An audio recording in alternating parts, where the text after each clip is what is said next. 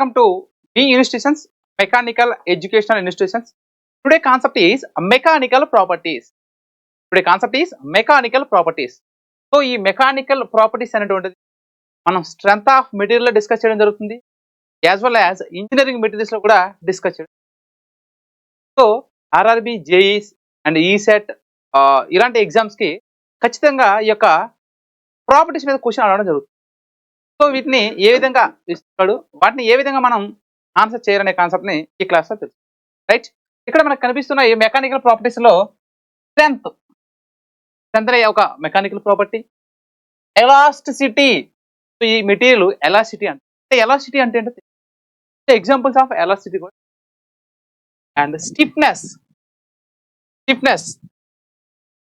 Stiff candid అంటారు కదా, stiffness, flexibility, plasticity, ductility. మనం వేసుకునే ఈ గోల్డ్ ఏదైతే ఉందో ఇది డక్టిలిటీ అనే ప్రాపర్టీ ఉంటుంది. ఏంటి డక్టిలిటీ అంటే ఏంటి, యాజ్ వెల్ యాజ్ మ్యాలబిలిటీ అంటే ఏంటి, కన్వర్ట్ ఇంటూ థిక్ షీట్స్ అంటారు. సో మనం అల్యూమినియం ఉపయోగించుకుని షీట్స్ ఉపయోగించుకుని ఏం చేస్తామంటే షర్ట్స్ చేస్తాం. సో ఈ అల్యూమినియం అనే దాంట్లో ఉన్న ప్రాపర్టీ ఏంటంటే మ్యాలబిలిటీ. టఫ్నెస్ అంటే, రెసిలెన్స్ అంటే ఏంటి, right, hardness, brittleness, creep, fatigue, machinability. These are the majority of mechanical properties. ఈ క్లాస్ లో ఇక్కడ మీకు కనిపిస్తున్న ప్రాపర్టీస్ వీటి గురించి మనం డిస్కస్ చేయడం జరుగుతుంది. ఈ మెకానికల్ ప్రాపర్టీ అనేటువంటి స్ట్రెంత్ ఆఫ్ మెటీరియల్ లో as well as engineering materials లో కూడా మనం డిస్కస్ చేయడం జరుగుతుంది. సో క్వశ్చన్ ఖచ్చితంగా ఇక్కడ నుండి రావడం జరుగుతుంది కాబట్టి సో మీరు ఎఫర్ట్స్ పెడితే ఇక్కడ నుండి వచ్చే క్వశ్చన్కి ఈజీగా మనం మార్క్ చేయొచ్చు. రైట్ అండి, అసలు ప్రాపర్టీ అంటే ఏంటి, మెకానికల్ ప్రాపర్టీ అంటే ఏంటో ఒకసారి తెలుసుకునే ప్రయత్నం చేద్దాం. Right, yeah, the term property, ఈ ప్రాపర్టీ అనేటువంటిది may be defined as the quality are specific characteristics of a metal. ఇప్పుడు ఒక క్యాండిడేట్ ని మనం ఏం చెప్తాం అంటే వర్త్ క్యాండిడేట్ అంటాం, లేదంటే తెలివైన వాడు అంటాం, సో మంచి పని చేస్తాడు అంటాం. అంటే అది యొక్క quality, nature, characteristics. The same way ఒక మెటల్ తీసుకున్నాం, ఒక ఐరన్ పీస్ లేదంటే ఒక వుడ్ స్పెసిమెన్ తీసుకున్నాం. సో దాని యొక్క క్యారెక్టరిస్టిక్స్ ఏవైతే ఉన్నాయో, క్వాలిటీ, గుణాలు ఏవైతే ఉన్నాయో వాటిని మనం ప్రాపర్టీస్ అంటాం. ఏమంటాం sir, properties. So the term property may be defined as the quality are specific characteristics of A metal. దేని గురించి మాట్లాడుతున్నాం మనం ఇప్పుడు, మెటల్స్ గురించి. ఈ మెటల్స్ యొక్క స్పెసిఫిక్ క్వాలిటీ లేదనుకుంటే స్పెసిఫిక్ క్యారెక్టరిస్టిక్స్ ఏదైతే ఉందో దాన్ని మనం ఏమంటామంటే ప్రాపర్టీ, మెకానికల్ ప్రాపర్టీ అంటాం. సో ప్రాపర్టీస్ చాలా ఉంటాయి. మెకానికల్ ప్రాపర్టీస్ మనం డిస్కస్ చేసుకుంటాం, ఎందుకంటే మనం మెకానికల్ ఇంజనీర్. కెమికల్ ప్రాపర్టీస్ ఉంటాయి, ఫిజికల్ ప్రాపర్టీస్ ఉంటాయి, బట్ అవి మనకి ఇక్కడ అవసరం లేదు. సో మనం దేని గురించి ఇక్కడ డిస్కస్ చేసుకున్నాం సార్ అంటే మెకానికల్ టెర్మినాలజీ గురించి డిస్కస్ చేసుకుంటున్నాం కాబట్టి మెకానికల్ ప్రాపర్టీస్ మాత్రమే ఇక్కడ డిస్కస్ చేయడం జరుగుతుంది. Right, study of all the properties of a metal provides A sound basis for pre-detecting the behaviour. వాటి యొక్క బిహేవియర్ ఏ విధంగా ఉంటుందో ఇందులో మనం చూసుకుంటాం. Under the action of action loads the behaviour of a metal is referred as mechanical properties. మనం mechanical గా చెప్పుకుంటున్నాం సార్. ఈ మెకానికల్ గా మనం చెప్పుకున్నప్పుడు మెకానికల్ గా లోడ్స్ ఉంటాయి. ఈ లోడ్స్ యాక్ట్ అవుతున్నప్పుడు వాటి యొక్క బిహేవియర్ ఏ విధంగా ఉంటుందో వాటి గురించి తెలిపేవే mechanical property. Right, under the action of actional loads, external load act అయినప్పుడు ఆ మెటీరియల్ కి ఎటువంటి బిహేవియర్ ఉంటుందో దానిని మనం mechanical property. A sound knowledge of these properties is very essential for an engineer to select the material for certain application. So ఈ properties ఎప్పుడైతే నీకు తెలుస్తాయో అప్పుడు ఏం చేస్తావంటే నువ్వు దానిని ఉపయోగించుకొని, సో నాకు పర్టికులర్గా ఇక్కడ ఈ ప్రాపర్టీ ఉన్న మెటల్ కావాలి, డక్టిలిటీ ప్రాపర్టీ ఉన్న మెటల్ కావాలి అంటే ఖచ్చితంగా ఒక గోల్డ్ ఏదైతే ఉందో దాన్ని సెలెక్ట్ చేయడం జరుగుతుంది. అంటే ప్రాపర్టీస్ తెలుసుకుంటే పర్టికులర్ ప్లేస్ లో ఏది యూటిలైజ్ అవుతుందో దాన్ని నువ్వు తీసుకోవడం జరుగుతుంది. రైట్, ఇక్కడ మెకానికల్ ప్రాపర్టీస్ మనకి ఏమేమి ఉన్నాయంటే ఫస్ట్ స్ట్రెంత్ అనే కాన్సెప్ట్ ఉంది, టెన్సైల్ స్ట్రెంత్ అనే కాన్సెప్ట్ ఉంది, compressive strength, shear strength, stiffness, 1 by 1 ఇవన్నీ కూడా మనం డిస్కస్ చేయడం జరుగుతుంది. Elasticity, plasticity, ductility, brittleness, malleability, resilience, toughness, hardness, fatigue, creep. ఇక్కడ మనం ఇప్పుడు ఏవైతే మనం చెప్పుకున్నామో ఈ ప్రాపర్టీస్ అన్ని కూడా మనం డిస్కస్ చేయడం జరుగుతుందండి.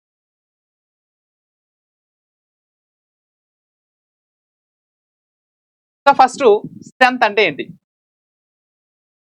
సో స్ట్రెంత్ అంటే ఏంటి సార్ అంటే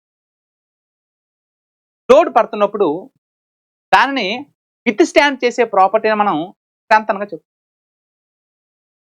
లోడ్ క్యాపబుల్ అవుతున్నప్పుడు దానిని విత్ చేసే ప్రాపర్టీని మనం ఏమంటాం? స్ట్రెంత్ గా చెప్పుకుంటాం. It is expressed in terms of maximum load per unit area is called as ultimate strength.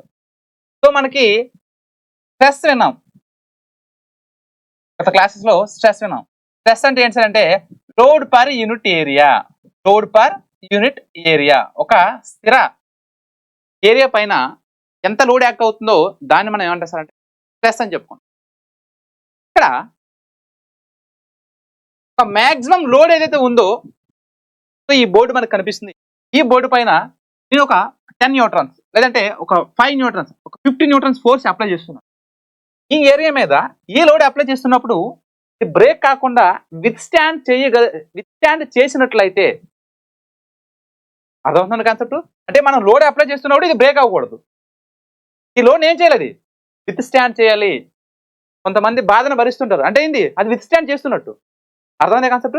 ఇక్కడ ఈ లోడ్ అప్లై చేస్తున్నావు ఒక 10 newtons or 20 newtons or 50 newtons what it may be when I am applying some load on this particular area will resist the load.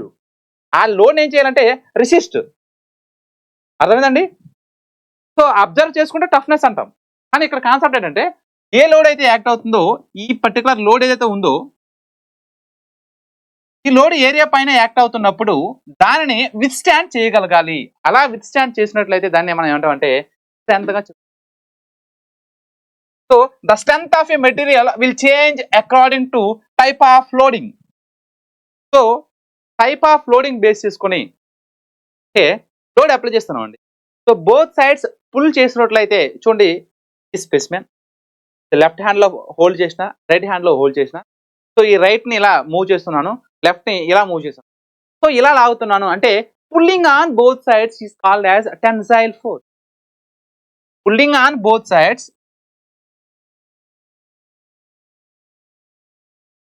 pulling on both sides called as a tensile force.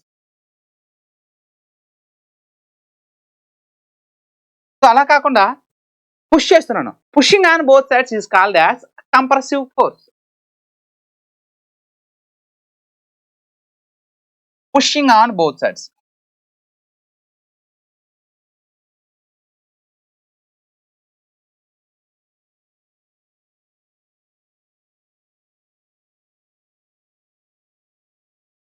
చూడండి both sides ని pull చేసినట్లయితే pulling on both sides is called as tensile force. Pushing on both sides is called as దాన్ని మనం compressive force. చూడండి మనం కొన్ని hotels కానీ entry places లో కానీ ఏం చేస్తామంటే ఇక్కడ పుల్ ఆర్ పుష్ అని కనిపిస్తుంది. సో చాలా మంది పుల్ ఆర్ పుష్ చదివినప్పటికీ ఇలా ఒకసారి పుష్ దగ్గర పుల్ చేస్తుంటారు, పుల్ దగ్గర పుష్ చేస్తుంటారు. కొన్ని సందర్భంలో యాక్టివేట్ గా చేస్తుంటారు. అంటే పుల్ అంటే లాగడం, రెండు వైపులా లాగితే వాటిని టెన్సైల్ ఫోర్స్ అని చెప్పుకుంటాం. పుషింగ్ ఆన్ బోత్ సైడ్స్ రెండు వైపులా అదిమితుంటే ఇలా కంప్రెస్ చేస్తుంటే వాటిని కంప్రెసివ్ ఫోర్స్ అంటాం. సో ఇలా లాగితే టెన్సైల్ ఫోర్స్, ఇలా కంప్రెస్ చేస్తే కంప్రెసివ్ ఫోర్స్. ట్విస్టింగ్ చూడండి ఒకటి ఫార్వర్డ్ ఒకటి క్లాక్ వైజ్ ఒకటి యాంటీ క్లాక్ వైజ్ ఈ విధంగా చేసి దాన్ని షియర్ ఫోర్స్ అంటారు. దాన్ని ఏమంటారు సార్? షియర్ ఫోర్స్ అంటారు. Shear force. ఇక్కడ మీ కాన్సెప్ట్ మీకు ఏం తెలియాలంటే ఈ స్ట్రెంత్ ఆఫ్ మెటీరియల్ అనేటువంటిది మెటీరియల్ యొక్క స్ట్రెంత్ అనేటువంటిది చేంజ్ అవుతుంది. ఎలా చేంజ్ అవుతుందంటే based on according to type of loading. దేనివల్ల అండి? Based on according to type of loading. Load చేసే విధానాన్ని బట్టి ఏమవుతుందంటే అది చేంజ్ అవ్వడం జరుగుతుంది. టెన్సైల్ లోడ్ కి ఒక విధంగా ఉంటుంది, as well as compressive load కి అలాగ వేరేగా ఉంటుంది, షియర్ లోడ్ కి వేరేగా ఉండడం జరుగుతుంది. The strength of material will change according to type of loading base చేసుకుని చేంజ్ అవడం జరుగుతుంది. Strength is defined as the ఏమని చెప్పుకోవచ్చు, the ability of material to resist loads without failure, to resist loads without failure.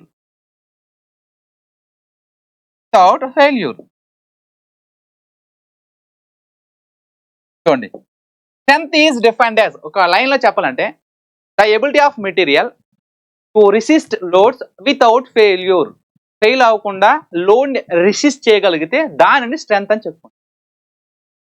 Strength అంటే ఏంటి sir, the ability of material to resist loads, ఆ loads ఏదైతే ఉందో లోడ్స్ పడుతుందో ఆ లోడ్స్ ఏం చేయాలి, రెసిస్ట్ చేయాలి, బ్రేక్ అవ్వకూడదు, without fail. That property is called as strength. Right, strength అది అర్థమైంది కదండి. ఈ స్ట్రెంత్ లో మనకి 3 different types ఆఫ్ స్ట్రెంత్ ఉంటాయి. Tensile strength, compressive strength, shear strength. Till right now what I'm saying that pulling on both sides is called tensile, twisting on both sides is called compressive, twisting on both sides either clock and anti-clockwise is called as shear strength.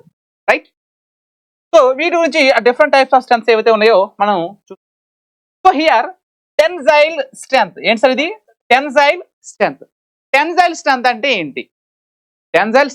ఏంటి, already మనం tensile force గురించి తెలుసుకున్నాం. Pulling on both sides is called as tensile force. So ఈ tensile force అనేటువంటిది particular area మీద act అయితే దానిని మనం ఏమంటామంటే tensile strength. Till right now we know that what is meant by tensile. Tensile means pulling on both sides. So here I am taking a specimen, I am applying these 50 newtons, okay, and another 50 newtons, like that.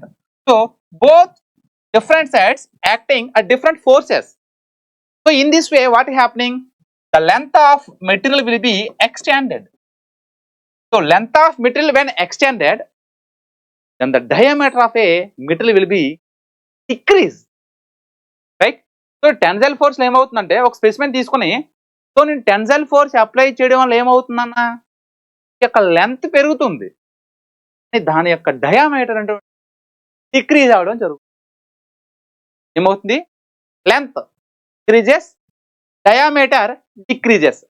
కానీ question లో కొన్ని సందర్భాల్లో ఇలా అడుగుతుంటాడు, in tensile force acting on a particular body, then deformations regarding to length ఏమవుతుంది, increases, లేదా deformation regarding to diameter.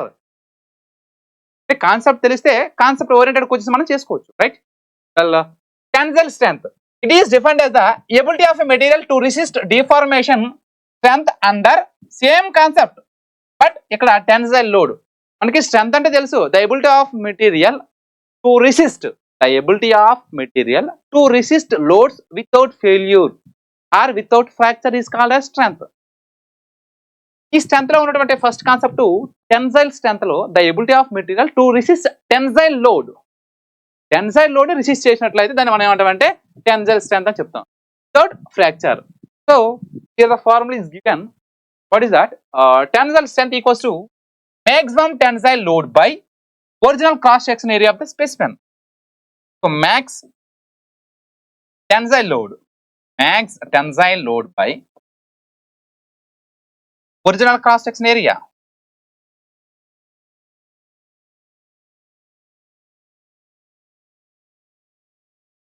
So ఇక్కడ tensile strength ఏమని చెప్పుకున్నా sir, maximum tensile load by original cross section area ఏదైతే ఉందో దాన్ని మనం ఏమని చెప్తాం అంటే టెన్సైల్ స్ట్రెంత్ గా. సో ఫస్ట్ వన్ టెన్సైల్ చెప్పుకున్నాం. Second one same compressive. What is the main difference? Here pulling on both sides, but we are coming to compressive strength లో pushing on both sides. There is no variation. Like yeah, చూడండి మనకి tensile and compressive and shear force test లో find out చేయడానికి మనకి destructive test ఏంటి sir, అది destructive tests already మీ క్లాస్లో చెప్పిన. ఇది destructive means the name it self destructive.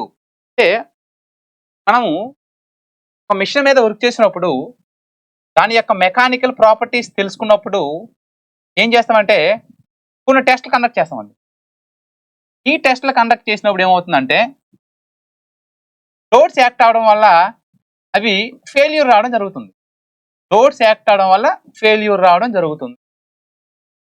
Loads act అవడం వల్ల ఫెయిల్యూర్ ఎప్పుడైతే వస్తుందో ఆబ్జెక్ట్ కొలాప్స్ అవుతుంది. ఈ కొలాప్స్ అవ్వడాన్నే మనం ఏమంటామంటే డిస్ట్రక్టివ్. అంటే లోడ్స్ అప్లై చేసినప్పుడు ఒక వస్తువు మీద మనం లోడ్ అప్లై చేసి ఫైండ్ అవుట్ చేస్తే దాని యొక్క మెకానికల్ ప్రాపర్టీస్, అప్పుడు ఆ ప్రాపర్టీ ఏమవుతుందంటే డిస్ట్రాయ్ అవుతుంది. అలాంటి సందర్భాల్లో చేసే టెస్ట్లు ఏవైతే ఉన్నాయో వాటిని డిస్ట్రక్టివ్ టెస్ట్ అంటాం. ఈ విధంగా మనం టెన్సైల్ స్ట్రెంగ్త్ ని, కంప్రెసివ్ స్ట్రెంగ్త్ ని as well as shear strength ని ఫైండ్ అవుట్ చేయడానికి మనం QTM చూడండి సార్, ఆల్రెడీ మీకు అందరికీ తెలుసు QTM universal testing machine. So UTM ఏదైతే ఉందో యూనివర్సల్ టెస్ట్, దీనిపైన మనం లోడ్స్ అప్లై చేసి టెన్సైల్ స్ట్రెంగ్త్ కనుక్కోవచ్చు, కంప్రెసివ్ స్ట్రెంగ్త్ కనుక్కోవచ్చు, యాజ్ వెల్ యాజ్ స్ట్రెంగ్త్ ఏదైతే ఉందో. రైట్. సో ఇక్కడ ఒక ఆబ్జెక్ట్ తీసుకున్నాం సార్ ఇది. సో మన స్పెసిమెన్ అనేటువంటిది ఒక 10 mm స్పెసిమెన్, ఒక ఐరన్ రాడ్ తీసుకున్నాం. సో దీనిని యూనివర్సల్ టెస్టింగ్ మిషన్ లో ఏం చేసిన అంటే అప్పర్ జా, లోవర్ జా అని ఉంటాయి, జా అనేటువంటి ఫిక్స్ చేయడానికి. సో ఈ జాలో ఫిక్స్ చేశాను, ఇక్కడ కూడా బాటమ్ లో లోవర్ జాలో ఫిక్స్ చేసిన. పైకి టెన్సైల్ లోడ్ ఇలా యాక్ట్ అవుతుంది, కింద కూడా టెన్సైల్ లోడ్ యాక్ట్ అవుతుంది. సో ఇలా లోడ్ యాక్ట్ చేసినప్పుడు దీని యొక్క లెంత్ పెరుగుతుంది, డయామీటర్ డిక్రీజ్ అవడం జరుగుతుంది. సో ఇలా యాక్ట్ అయ్యే లోడ్ మనం ఏమంటామంటే టెన్సైల్ లోడ్, టెన్సైల్ స్ట్రెంగ్త్ అని చెప్పడం జరుగుతుంది. సో ఏరియా కావాలని చూడండి, ఇక్కడ టెన్సైల్ స్ట్రెంగ్త్ ఫార్మాట్స్ అంటే tensile load by tensile area. Right. Second concept ఇందులో స్ట్రెంగ్త్ లో మనం స్ట్రెంగ్త్ అంటే మనం చెప్పుకున్నాం the ability of material to resist loads without fracture నే స్ట్రెంగ్త్ అని చెప్పుకున్నాం. అందులో టెన్సైల్ చెప్పుకున్నాం. సెకండ్ గా మనం ఇప్పుడు ఏం చెప్పుకోవాల్సారంటే కంప్రెసివ్. ఇట్స్ అది కంప్రెసివ్. సో కంప్రెసివ్ ఫోర్స్ అంటే ఏం చెప్పుకున్నాం, పుషింగ్ అని వైపులో ఇలా అదిమ పెట్టడాన్ని పుష్ చేయడాన్ని ఏమంటారంటే కంప్రెసివ్ ఫోర్స్. ఇప్పుడు మనకి ఇక్కడ కనిపిస్తున్న ఏ స్ట్రెంగ్త్ అనేది కంప్రెసివ్ స్ట్రెంగ్త్. అంటే ఏమని చెప్పాలి, it is the ability of a material. ఏం చెప్పుకున్నాం sir, it is the ability of a material ఏం చెప్తుంది, to resist compressive loads without fracture. వేటిని రెసిస్ట్ చేస్తుంది, కంప్రెసివ్ లోడ్స్ ని. కంప్రెసివ్ లోడ్స్ ఏవైతే ఉన్నాయో వాటిని రెసిస్ట్ చేసే ప్రాపర్టీని ఏమంటామంటే మనం కంప్రెసివ్ స్ట్రెంగ్త్. అంటే సో ఇంతవరకు ఇప్పుడు ఈ యొక్క స్పెసిమెన్ ఏదైతే ఉందో పుషింగ్ అని బోత్ సైడ్స్ ఇలా పుష్ చేస్తున్నాను. ఇలా పుష్ చేస్తూ లోడ్ అప్లై చేసే సందర్భంలో ఇది బ్రేక్ అయింది అనుకోండి, ఇది బ్రేక్ అయితే అప్పుడు ఏమవుతుందంటే ఫెయిల్యూర్ అవడం జరుగుతుంది. Break means failure. అప్పుడు దీనికి కంప్రెసివ్ స్ట్రెంగ్త్ లేనట్టే. సో మనం పుషింగ్ పోసి అప్లై చేసినప్పటికీ ఈ మెటీరియల్ డయామీటర్ పెరిగి లెంత్ డిక్రీజ్ అవ్వాలి తప్పించి ఇది బ్రేక్ అవ్వకూడదు. ఇలా ఉన్నట్లయితే వాటిని మనం ఏమంటామంటే కంప్రెసివ్ స్ట్రెంగ్త్ అంటాం. సో కంప్రెసివ్ స్ట్రెంగ్త్ ఏమని చెప్పొచ్చు అంటే maximum compressive loads by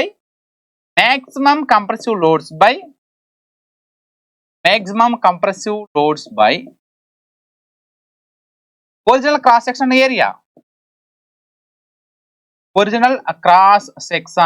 area. Right. Strength అనే కాన్సెప్ట్ బేసుకుని 3 డిఫరెంట్ కాన్సెప్ట్స్ రావడం జరిగింది. The ability of material to resist compressive loads ని రెసిస్ట్ చేసే వాటిని కంప్రెసివ్ స్ట్రెంగ్త్, టెన్సైల్ లోడ్స్ ని రెసిస్ట్ చేసే వాటిని టెన్సైల్ స్ట్రెంగ్త్ అని చెప్పుకుంటాం. షీర్ లోడ్స్ ని రెసిస్ట్ చేసినట్లయితే వాటిని షీర్ స్ట్రెంగ్త్ గా చెప్పుకోవడం జరుగుతుంది. రైట్. సో ఈ కంప్రెసివ్ టెస్ట్ మనం యూనివర్సల్ టెస్టింగ్ మిషన్ పై ఒకసారి అబ్జర్వ్ చేసినట్లయితే, సో ఇది అప్పర్ జా అండి, ఇది లోవర్ జా, ఇది యూనివర్సల్ టెస్టింగ్ మిషన్ ఏమంటాం. సో ఇంతవరకు అప్పర్ డైరెక్షన్ లో మూవ్ అయింది, బట్ హియర్ లోడ్ ఏం చేస్తుందంటే దీన్ని ఈ విధంగా కంప్రెస్ చేయబడడం జరుగుతుంది. ఇలా కంప్రెస్ చేసినప్పుడు ఏమైందంటే ఈ యొక్క లెంత్ అనేటువంటిది డిక్రీజ్ అవుతుంది, డయామీటర్ అనేటువంటిది ఇంక్రిమెంటల్ గా కనిపిస్తుంది. రైట్. ఇక్కడ మీకు డయాగ్రామ్ లో కనిపిస్తుంది డైరెక్షన్ ఆఫ్ లోడ్ అప్లికేషన్. చూడండి, డాష్ మీద ఇలా కంప్రెస్ చేయడం వల్ల ఏమవుతుందంటే లెంత్ ఏమవుతుందంటే incremental and dia will be incremental, right. So ఈ కంప్రెస్ టెస్ట్ ఎక్కడండి టెస్టింగ్. సో ఈ విధంగా మనకి ఈ ఆబ్జెక్ట్ ఏదైతే ఉందో ఇది ప్రాక్టికల్ గా ఈ విధంగా మనకి షీర్ స్ట్రెంత్. షీర్ స్ట్రెంత్ అంటే the ability of material to resist transverse loads without failure of fracture. ఒక కాన్సెప్ట్ మీకు తెలిస్తే remaining everything is that of strength. So transverse force ఒకవైపు ఇంకోటి వైపు అంటే ట్విస్టింగ్ మూమెంట్ లా, ఇలా ట్విస్ట్ మూమెంట్ లో ఉంటే వాటిని మనం ఏమంటాం. సో ఈ సీర్ కూడా మీకు ఎగ్జాంపుల్ మీకు. సో ఇక్కడ the ability of a material to resist transverse loads without failure or fracture is called as ఏమని చెప్పుకుంటావు, షీర్ స్ట్రెంత్ గా చెప్పుకుంటాం. Shear strength equals to maximum shear load by max shear loads by original cross sectional area.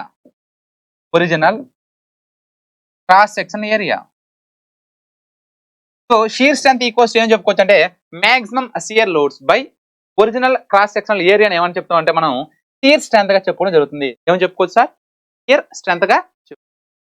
So ఇప్పుడు మనకి ఈ concept ఏమైందంటే మనకి strength అనే కాన్సెప్ట్ అయిందండి. ఫస్ట్ ప్రాపర్టీ స్ట్రెంత్ ఏదైతే అయిందో స్ట్రెంత్ అనే కాన్సెప్ట్ అయింది. సో దీని డయాగ్రామ్స్ చూద్దాం. సో ఇక్కడ మనకి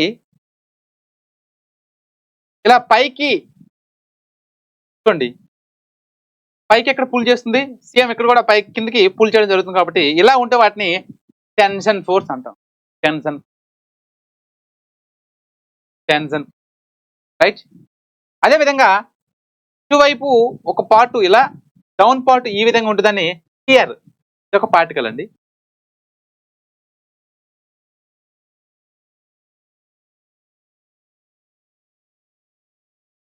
సో నట్ అండ్ బోల్ట్ సహాయం ద్వారా ఒక 2 బాడీస్ ఏవైతే ఉన్నాయో మనం కనెక్ట్ చేస్తే ఒక పార్ట్ అట్లా అవుతుంది, పార్ట్ ఇలా అవుతుంది. ఒకే ఒక బాడీ పైన up and down okay direction లో ఉంటే, ఒకే యాంగిల్లో ఒకే ప్లేన్ మీద ఉంటే వాటిని టెన్షన్ అంటారు.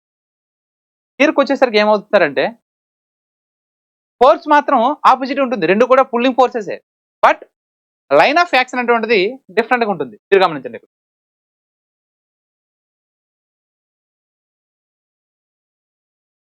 టెన్సైల్ లో ఈ లైన్ ఆఫ్ యాక్షన్ అనేటువంటిది కామన్ గా ఉంది. సో ఇలా ఉంటే టెన్సైల్ ఫోర్స్ చెప్పుకుంటాం. కానీ వెరాస్ కమింగ్ టు షియర్ లో ఏమైందంటే దీని యొక్క లైన్ ఆఫ్ యాక్షన్ వేరేగా అయింది, దీని లోడ్ యాక్షన్ చూడండి 2 ప్లేన్స్ మీద, అంటే దీనికి సంబంధం లేదు. ఒకే లైన్ ఆఫ్ యాక్షన్ ఉంటే వాటిని మనం ఏమంటాం టెన్షన్ అంటాం. 2 pulling forces a single acting line దాన్ని మనం టెన్సైల్ అంటాం. బట్ ఈ యొక్క ఫోర్సెస్ ఉండి డిఫరెంట్ గా ఉంటే వాటిని మనం ఏమంటాం అంటే షియర్ అంటాం. అంటే ఎగ్జాంపుల్ టెన్షన్ అండ్ షియర్ కి టెన్షన్ షియర్ ట్రాన్స్వర్ లోడ్స్ అంటాం.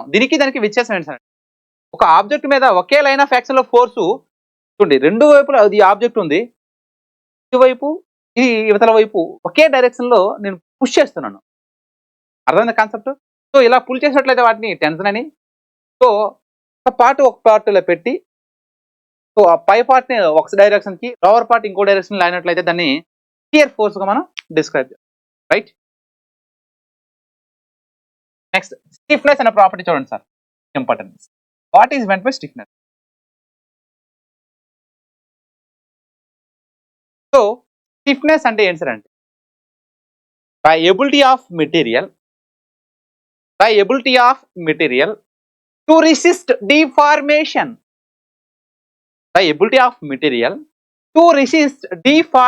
అంటే ఈ డిఫార్మ్, ఈ ఎక్స్పాండ్ అయ్యేది ఏదైతే ఉందో దానిని రెసిస్ట్ చేసినట్లయితే దానిని మనం ఏం చెప్పుకుంటాం అంటే స్టిఫ్నెస్ అంటే ఏం చెప్పుకుంటాం sir, the resistance of a material to elastic deformation or deflection, దాన్ని మనం ఏమంటాం అంటే స్టిఫ్నెస్ గా చెప్పుకుంటాం.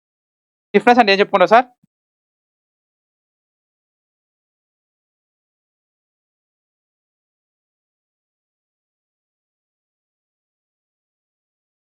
స్టిఫ్నెస్ అంటే ఏంటి సార్ అంటే, సో ఇక్కడ నేను ఒక ఆబ్జెక్ట్ తీసుకున్నాం. సో ఈ ఆబ్జెక్ట్ కి లోడ్ నేను అప్లై చేస్తున్నాను. ఇలా పైకి ఇలా కిందకి ఒక 15 న్యూటన్ లోడ్ అప్లై చేస్తున్నాను. ఇలా అప్లై చేసే సందర్భంలో వీటి యొక్క ఇనిషియల్ లెంత్ కంటే యొక్క ఫైనల్ లెంత్ ఏమైందంటే సమ్ వాట్ ఇంక్రీజ్ అయ్యింది. అంటే ఏమైంది అక్కడ మనకి డిఫార్మేషన్ రావడం జరిగింది.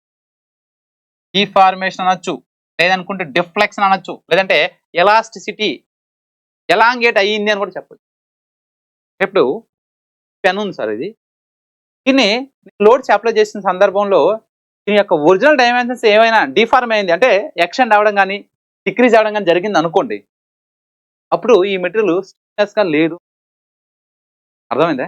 ఫోర్స్ అప్లై చేసిన సందర్భంలో ఈ మెటీరియల్ యొక్క డిఫ్లెక్షన్స్, డిఫార్మేషన్స్, ఎలాంగేషన్స్ ఏమైనా కనిపించినట్లయితే ఆ బాడీకి స్టిఫ్నెస్ లేదు అంటారు. అంటే స్టిఫ్నెస్ అంటే ఏంటి? ఇప్పుడు the ability of material to resist deformation or deflection or elongation is called as stiffness. So కొంతమంది ఎంత తాగినా స్టిఫ్ గా ఉంటారు. అంటే స్టిఫ్ అంటే అంటే బాడీ ఏం పెరగదు, కొంతమంది ఒక కొంత అమౌంట్ ఆఫ్ తర్వాత ఏమవుతుందంటే అటు ఇటు ఫ్లక్చువేట్ అవుతూ కింద మీద పడుతుంటారు. వాటికి స్టిఫ్నెస్ లేదంటారు. కొందరు ఉంటారు ఎంత తీసుకున్నా, ఎంత ఆల్కహాలిక్ తీసుకున్నప్పటికీ నాకేం తెలియదు అన్నట్టు అలా ఆరామ్సే పోతుంది. అంటే స్టిఫ్నెస్ అంటే ఏంటి? ఇక్కడికి వచ్చేసరికి స్టిఫ్నెస్ అంటే the ability of material to resist. ఏం చేయాలి? రెసిస్ట్ చేయాలి. దేన్ని? డిఫార్మేషన్ ని, ఎలాంగేషన్ ని, వీటిని రెసిస్ట్ చేసినట్లయితే వాటినే స్టిఫ్నెస్ అంటారు. అర్థమైంది సార్? సో లోడ్ అప్లై చేసినప్పుడు ఆ బాడీ ఎలాంగేట్ అవ్వకుండా ఉన్నట్లయితే అప్పుడు ఆ బాడీని స్టిఫ్నెస్ బాడీ అంటారు. The ability of material to resist deformation, deformation రాకుండా రెసిస్ట్ చేయగలగాలి, డిఫ్లెక్షన్ రాకుండా రెసిస్ట్ చేయగలగాలి. అలా ఉన్నట్లయితే ఆ బాడీకి స్టిఫ్నెస్ అనే ప్రాపర్టీ ఉన్నట్లు ఉంటుంది. అర్థమైందండి? The resistance of a material to elastic deformation or deflection. ఒక మెటీరియల్ అనమాట ఏం చేయాలి? రెసిస్టెన్స్ చేయాలి. ఎలా రెసిస్టెన్స్ చేయాలి? ఆ మెటీరియల్ కి ఎలాస్టిక్ డిఫార్మేషన్ ఉండరాదు, లేదనుకుంటే డిఫ్లెక్షన్ లేకుండా ఉన్నట్లయితే అప్పుడు దాన్ని స్టిఫ్నెస్ గా చెప్పుకుంటాం. So if the material of follows Hooke's law, మనం ఆల్రెడీ చెప్పుకున్నాం సింపుల్ స్ట్రెసెస్ అండ్ స్ట్రెయిన్స్ లో, stress is directly proportional to strain. 10th class నుండి చదువుతూనే ఉంటాం హుక్స్ అనేటువంటి, 10th ఇంటర్మీడియట్ ఎక్కడెక్కడ కూడా కనిపిస్తూనే ఉంటాయి. అంటే స్ట్రెస్ అని మనం సిగ్మా అనుకుంటాం. Stress is directly proportional to strain. Stress మనం ఏమంటాం అంటే load per unit area P/A అని చెప్పుకుంటాం. Strain change in length by original length అంటాం. సో ఇది రెసిప్రోకల్ ఉంటుంది. చేంజ్ ఇన్ లెంత్ ఏ విధంగా చెప్పుకుంటే PL/AE అనే కాన్సెప్ట్ మనం అక్కడ చెప్పుకున్నాం సార్. సో ఏదైతే స్ట్రెస్ అనేటువంటిది స్ట్రెయిన్ కి ప్రొపోర్షనల్ ఉంటుందో దాన్నే హుక్స్ లా అంటాం, up to proportional limit, right? So the material follows Hooke's law, ఏదైతే హుక్స్ లా ఫాలో అవుతుందో measured by Young's modulus E. So ఈ స్ట్రెస్ డైరెక్ట్లీ ప్రొపోర్షనల్ స్ట్రెయిన్ అయితే స్ట్రెస్ బై స్ట్రెయిన్ మనం ఏమంటామంటే యంగ్స్ మాడ్యులస్ E అని మనం already చెప్పుకున్నాం. So మనకి 3 types ఆఫ్ యంగ్స్ మాడ్యులస్ ఉంటాయండి. యంగ్స్ మాడ్యులస్, షీర్ మాడ్యులస్ మనం ఆల్రెడీ డిస్కస్ చేసుకున్నాం స్ట్రెసెస్ అండ్ స్ట్రెయిన్స్ లో. మీరు గతంలో క్లాసెస్ మీరు విన్నట్లయితే ఈ కాన్సెప్ట్ మీకు క్లియర్గా అర్థమవుతుంది regarding to hooks law. So A material అయితే ఈ హుక్స్ లా ఫాలో అవుతుందో అక్కడ యంగ్స్ మాడ్యులస్ E అనేటువంటిది ఆ స్టిఫ్నెస్ గురించి తెలియజేయడం జరుగుతుంది. In shear stiffness is measured by modulus of rigidity. Tensile force లో హుక్స్ లా అవుతుంది. ఇన్ షియర్ ఫోర్స్ లో అయితే మనకి shear modulus, shear modulus, shear modulus దాన్ని జీతో ఇండికేట్ చేస్తాం. మనకి కే రిలేషన్స్ మీద సింపుల్ స్ట్రెసెస్ అండ్ స్ట్రెయిన్స్ లో కే అంటే యంగ్స్ మాడ్యులస్, కే అంటే షియర్, కే అంటే bulk modulus, shear modulus, first Young's modulus, shear modulus and K అంటే బల్క్ మాడ్యులస్. ఇక్కడ కొత్తగా వినొద్దండి, already simple stresses and strains లో మనం క్లాసెస్ డిస్కస్, వీటికి రిలేషన్స్ కూడా మనం చెప్పుకున్నాం. 9 kg అని డిఫరెంట్ రిలేషన్స్ మనం చెప్పుకోండి. సో టెన్సైల్ ఫోర్స్ కి అయితే యంగ్స్ మాడ్యులస్, షియర్ ఫోర్స్ కి అయితే మనకి మాడ్యులస్ ఆఫ్ రిజిడిటీ అని చెప్పుకున్నాం. సో ఇది దేనికి సార్ అంటే ఏ మెటీరియల్ అయితే రెసిస్ట్ చేస్తుందో, ఏ మెటీరియల్ అయితే ఫోర్స్ యాక్ట్ అవుతున్నప్పటికీ ఎలాంగేషన్ కానీ డిఫార్మేషన్ కానీ లేకుండా ఉంటుంది, దాన్ని మనం స్టిఫ్నెస్ గా చెప్పాలి. నెక్స్ట్ ప్రాపర్టీ చూద్దాం. ఎలాస్టిసిటీ ఏంటి సార్ ఇది? ఎలాస్టిసిటీ.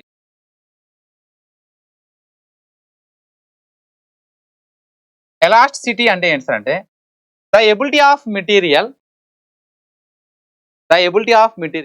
చూడండి, ఎలాస్టిసిటీ చెప్పే ముందు ఎగ్జాంపుల్ మీకు చెప్తే మీకు ఈజీగా అర్థమవుతుంది. సో మనకి ఏం తెలుసు సార్ అంటే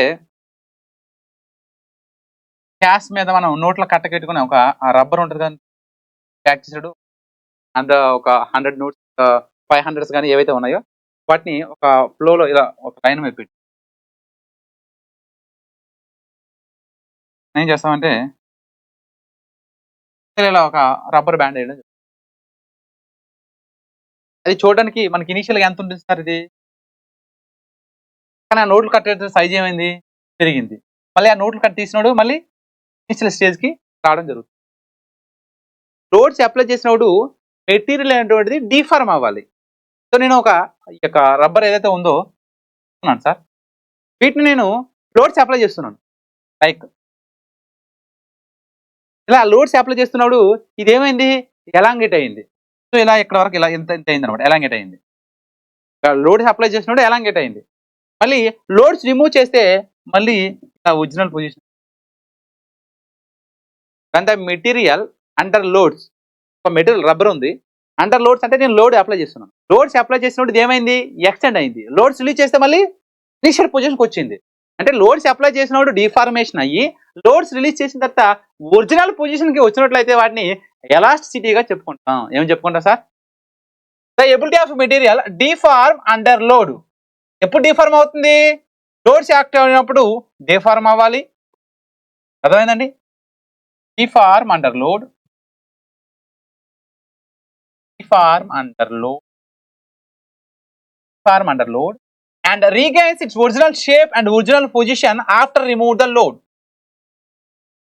మీరు ఆల్రెడీ చెప్పాను, ఈ రబ్బర్ ఏదైతే ఉందో లోడ్ అప్లై చేసిన ఎక్స్టెండ్ అయింది, లోడ్స్ విడిచిపెట్టేసిన మళ్ళీ ఇనిషియల్ స్టేజ్కి వచ్చింది. ఇలా ఉంటే ప్రాపర్టీని దాన్ని ఏమంటామంటే ఎలాస్టిసిటీ. ఏమంటారు sir? Elasticity. Elasticity of a material, the ability of a material to deform under load. Load వచ్చినప్పుడు డిఫార్మ్ అవుతుంది and regains its original shape and size after remove the load. Load apply చేసినప్పుడు extend అవుతుంది, load remove చేసినప్పుడు original shape కి వస్తుంది. ఇలాంటి material మనం ఏమంటామంటే ఎలాస్టిసిటీ మెటీరియల్. ఏమంటారు సార్? ఎలాస్టిసిటీ మెటీరియల్ గా డిస్క్రైబ్ చేయడం జరుగుతుంది. ఎగ్జాంపుల్ గా ఒక స్ప్రింగ్ ఉంది అనుకోండి, స్ప్రింగ్స్ తీసుకుంటాం మనం ఆటోమొబైల్ క్లాసెస్ లో నెంబర్ ఆఫ్ క్లాస్ చెప్పుకున్నాం. ఈ స్ప్రింగ్స్ లో ఏమవుతాయి, నువ్వు లోడ్ అప్లై చేసి ఇలా అలాగే అనుకోండి, ఎక్స్టెండ్ అవుతుంది, రిమూవ్ చేయగానే మళ్ళీ ఇనిషియల్ పొజిషన్కి వచ్చేస్తుంది. మనం ఈ ప్రెస్డ్ ఫ్యాన్స్ ఉంటాయి కదండి, అందులో ప్రెస్ చేసేటప్పుడు ఏమవుతుందంటే అవి కంప్రెస్ అయ్యి ఉంటాయి.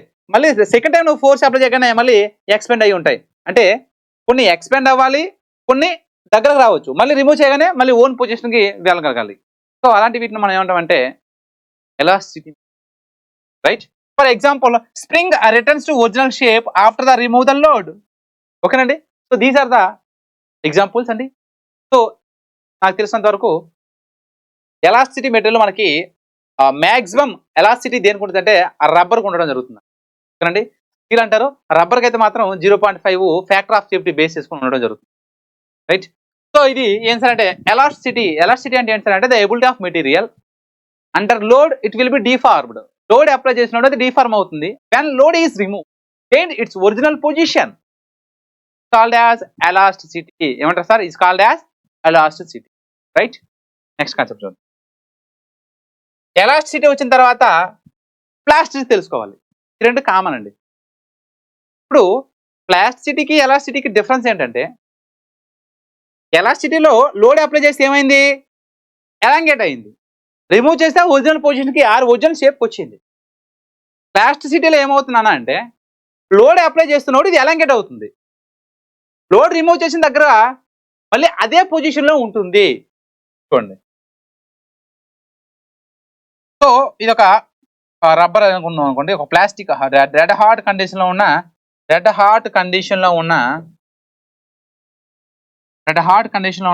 ఒక ప్లాస్టిక్ అండి. రెడ్ హాట్ కండిషన్ తెలుసు కదండి, ప్లాస్టిక్ అనమాట, సాలిడ్గా ఉంటుంది. దాన్ని ఎక్కువ టెంపరేచర్కి క్రియేట్ చేస్తే మెల్ట్ అవుతుంది. అలా కాకుండా మోడరేట్ టెంపరేచర్కి హీట్ చేస్తే ఏమవుతుందంటే మెత్తబడుతుంది. సో ఇలా ఈ రెడ్ హాట్ కండిషనర్ హీట్ చేసి కొంతవరకు ఫోర్స్ అప్లై చేసిన నేను. ఫోర్స్ అప్లై చేస్తే అది ఈ విధంగా వచ్చింది షేపు. లోడ్ రిమూవ్ చేసిన తర్వాత కూల్ అయిన తర్వాత ఏమవుతుందంటే అదే షేప్లో ఉంటుంది, మళ్ళీ ఒరిజినల్ పొజిషన్కి రాదు. ఇక్కడ ఎలాస్టిసిటీలో ఏమవుతుందంటే లోడ్స్ అప్లై చేస్తే ఒక మెటీరియల్ డిఫార్మ్ అవుతుంది.